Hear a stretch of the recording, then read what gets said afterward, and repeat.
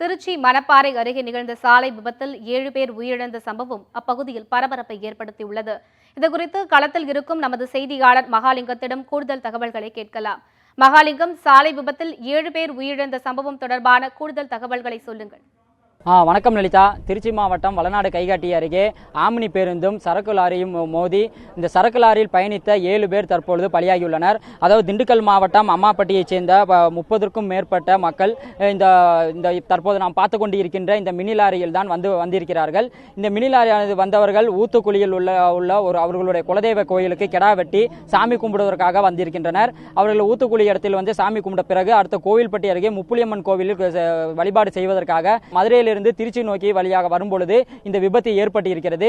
இந்த திருச்சி மதுரை தேசிய நெடுஞ்சாலையில் இந்த விபத்தில் ஏற்பட்டதால் தற்பொழுது பெரும்பாலான போக்குவரத்து பாதிப்பு ஏற்பட்டிருக்கிறது.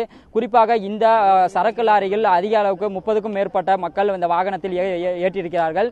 இந்த அணுகு சாலையிலிருந்து தேசிய நெடுஞ்சாலை ஏறும் பொழுது மதுரையிலிருந்து திருச்சி நோக்கி வந்த சுற்றுலா பேருந்து அதாவது ஆம்னி பேருந்து மோதியதில் இந்த வேன் தற்பொழுது விபத்துக்குள்ளாகி நிலை தடுமாறி சாலையில் கவிழ்ந்திருக்கிறது.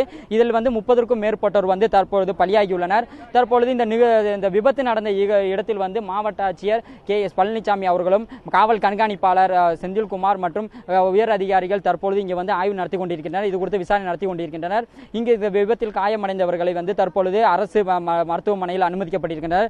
இறந்தவர்கள் உடல் மணப்பாறை அருகே உள்ள அரசு மருத்துவமனையில் இடத்தில் பிரேத பரிசோதனைக்காக வைக்கப்பட்டுள்ளனர். இங்கு தற்பொழுது இந்த விபத்தில் சிக்கியுள்ள வாகனங்களை மீட்கும் பணியில் தற்போது காவல்துறையினரும் தீயணைப்பு துறையினரும் ஈடுபட்டுள்ளனர்.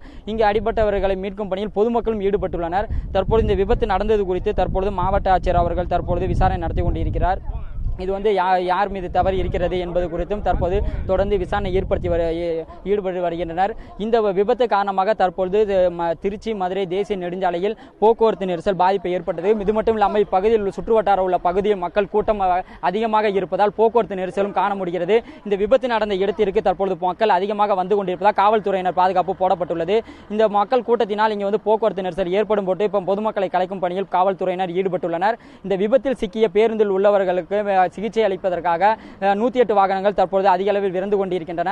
யார் மீது தவறு இருக்கிறது, இந்த விபத்து எப்படி நடந்தது என்பது குறித்து தற்போது அவர் உறவினர்கள் தற்போது இப்ப நிகழ்விடத்தில் அவர்களுடைய பார்வையிட்டு தங்களது இது பண்ணி கொண்டிருக்கின்றனர். இந்த விபத்தில் பலியானவர்களுடைய உறவினர்கள் இங்கே அழுது கொண்டிருக்கின்றனர். இவர்களுடைய உறவினர்கள் எங்கு இருக்கிறார்கள் என்பது குறித்து காவல்துறையினர் தற்போது விசாரணை நடத்தி வருகின்றனர்.